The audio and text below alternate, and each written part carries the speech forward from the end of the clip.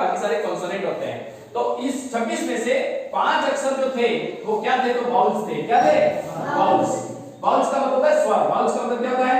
स्वर। वाउल्स का मतलब स्वर। तो 5 अक्षर कौन कौन से? तो ए आई ओ यू ई। कौन कौन से अक्षर है? बोलो। ए आई ओ you E. A I O you ई। बाकी के जो अक्षर होते हैं, बाकी के जो 21 अक्षर हैं, वो सारे के सारे क्या होते हैं? बाकी के 21 अक्षर क्या होते हैं? कॉन्सोनेंट होते हैं। क्या होते हैं? कॉन्सोनेंट। कॉन्सोनेंट का मतलब होता है व्यंजन। कॉन्सोनेंट का मतलब क्या होता है? व्यंजन। ये बात मैंने आपको बता दी थी, व्यंजन। बाकी के इसके अलावा जो अक्षर हैं वो सारे के सारे व्यंजन होते हैं। ये बात बता दी। तो अल्फाबेट जो होते हैं, तो ये अक्षर जो होते हैं ऐसे लगा करके जेड तक के अक्षर मिलकर के क्या बनाते हैं? ये अक्षर बना करके वर्ड बनता है। क्या बनता है? वर्ड। वर्ड का मतलब होता है शब्द। W O R D। W O R D। Word. Word का मतलब क्या बताते हैं? शब्द। जैसे आपके सामने कोई अक्षर है, A B C D है, A B C D ऐसे। अगर आपने लिखा एप्पल, A-P-L-E, आपको देखो इसमें ये एप्पल एक साथ में मिला तो क्या बना? ये वर्ड बना है। क्या बना है? वर्ड मतलब शब्द बन गया। शब्द कैसे बना? तो शब्द ऐसे बना जिसमें एक अल्फाबेट है A, फिर दूसरा P, फिर P और फिर L और फिर E। मतलब वर्ण जो है, अल्फाबेट्स जो हैं, वो आपस में मिल करके क्या बनाते हैं? शब्द बनाते हैं। क्या बनाते हैं? शब्द। और वो शब्द जो है वो इंग्लिश में क्या कहलाता है? वर्ड। क्या कहलाता है? वर्ड। अभी जो वर्ड होता है, वर्ड आपस में मिलकर के क्या बनते हैं? वर्ड आपस में मिलकर के वर्ड फ्रेज बनाते हैं। क्या बनाते हैं? Word phrase. वर्ड फ्रेज का मतलब होता है वाक्यांश। क्या होता है?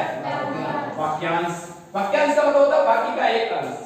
जैसे मैंने एप्पल अकेला क्या था? वर्ड था। एप्पल अकेला क्या था? वर्ड। लेकिन मैंने एप्पल क्या आगे लगा दिया? An apple. क्या लगा दिया? एक एप्पल। कितने एप्पल? एक एप्पल। An apple. तो ये क्या बन गया? वर्ड फ्रेज बन गया। क्या बन गया? वर्ड फ्रेज बन गया। तो वर्ड फ्रेज बन गया। इसके बाद में वर्ड फ्रेज बना, तो वर्ड फ्रेज के बाद में ये जो वर्ड फ्रेज है उसको और आगे कंट्रीब्यूट्स करें, एट्रीब्यूट्स करें, मतलब इसको और आगे बढ़ाएं, इसको एनलार्जमेंट करें, तो ये वर्ड फ्रेज जो है वो बन जाता है सेंटेंस। क्या बन जाता है? सेंटेंस। क्या बन जाता है? सेंटेंस का मतलब होता है वाक्य। क्या होता है? सेंटेंस का मतलब होता है वाक्य। वाक्य। सेंटेंस मतलब वाक्य। वाक्य का मतलब शब्दों का एक ऐसा समूह जिसका कोई अर्थ निकलता हो। शब्दों का एक ऐसा समूह जिसका कोई अर्थ निकलता हो, यानी एक से अधिक उसमें शब्द होते हैं। क्या होते हैं? एक से अधिक शब्द होते हैं, ज्यादा शब्द होते हैं, जिसमें सेंटेंस के अंदर उसका कोई अर्थ निकलता है। जैसे मैंने कहा राम खाना खाता है। राम खाना खाता है, तो राम खाना खाता है, ये पूरी बात अपने आप में क्या है? तो वाक्य है। क्या है? वाक्य। सेंटेंस है। क्या है? सेंटेंस। तो एक सेंटेंस में क्या क्या चीजें हो सकती है? तो सेंटेंस अगर आप सेंटेंस को और अगर आप आगे बढ़ाएं, वाक्य को अगर आगे बढ़ाएं, तो पैराग्राफ बन जाता है। क्या बन जाता है? पैराग्राफ बन जाता है। क्या बन जाता है? पैराग्राफ बन जाता है। क्या बन जाता है? पैराग्राफ। और पैराग्राफ को अगर आप और बढ़ाएं, तो पैराग्राफ जो है वो क्या बन जाता है? तो पैराग्राफ जो है वो लेसन बन जाता है। क्या बन जाता है? और लेसन से आगे क्या बन जाती है? बुक बन जाती है। लेसन के आगे क्या बन जाती है? बुक यानी किताब बन जाती है। और वही किताब आपकी कक्षाओं में चलती है, जो 6ठी 7वीं 8वीं 9वीं 10वीं 11वीं 12वीं तक और कॉलेजों तक जो भी किताब चलती है, उस किताब में है क्या? किताब में क्या है? तो वाक्य, इंग्लिश में लिखा हुआ पूरा पूरा सेंटेंस है। सेंटेंस जो है वो पैराग्राफ। तो कहने का मतलब सबसे छोटी इकाई जो हुई वो हमारे पास में क्या हुई? सबसे छोटी इकाई हुई वर्ड। क्या हुई? वर्ड। हमारे लिए इंपॉर्टेंट क्या है? शब्द। यदि हमको अधिक से अधिक शब्द आते हैं, यदि हमने अधिक से अधिक मीनिंग याद कर लिए हैं, यदि हमको अंग्रेजी में अधिक से अधिक शब्द आ जाएंगे, तो हम अंग्रेजी को पढ़ना इजीली कर लेंगे, अंग्रेजी हमको आसानी से समझ में आ जाएगी।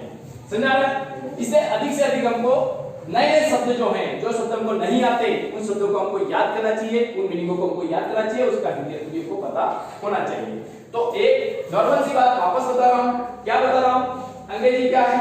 लैंग्वेज। इंग्लिश क्या है? लैंग्वेज। इंग्लिश क्या है? लैंग्वेज के अंदर क्या होता है? अल्फाबेट्स। इंग्लिश लैंग्वेज के अंदर क्या होता है? अल्फाबेट। अल्फाबेट्स मतलब क्या? वर्णमाला। इंग्लिश की वर्णमाला कितने अक्षर हैं? ऐसे लगा के जेड कितने अक्षर हैं? 26 26 में से स्वर कितने हैं? वाउल्स कितने हैं? 5 है। 5 में से बाकी के 21 अक्षर क्या है? कॉन्सोनेंट। क्या है? कॉन्सोनेंट। और इसके अलावा जब ये अल्फाबेट्स आपस में मिलते हैं तो क्या बनता है?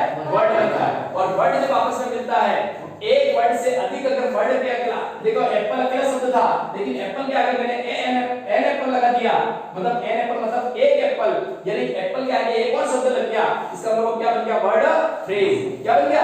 Word phrase. बोलो वर्ड फ्रेज।